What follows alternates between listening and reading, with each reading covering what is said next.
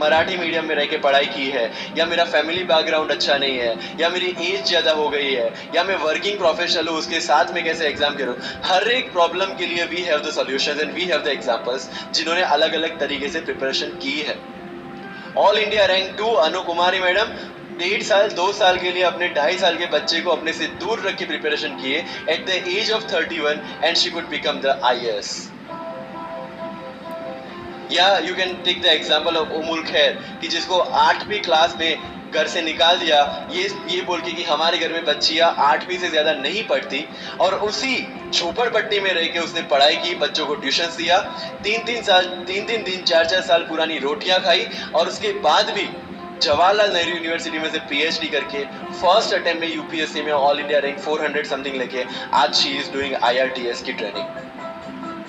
And with the genetical disorder की उसके जो बोन डेंसिटी वो काफी कम है, तो आज तक 16 से 17 तो उनके ऑपरेशन हो चुके हैं। Do we have any kind of limitations like this?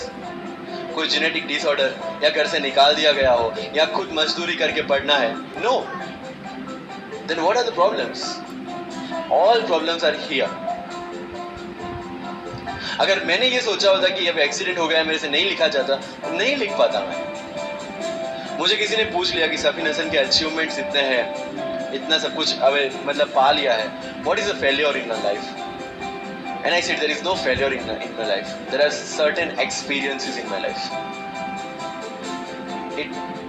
If you want to make it success और failure, it's in your mind. अगर किसी चीज आपके साथ कुछ हुआ, उसमें से सीख के आगे बढ़ने का एटीट्यूड आपके पास होगा, UPSC इज ऑल योर्स।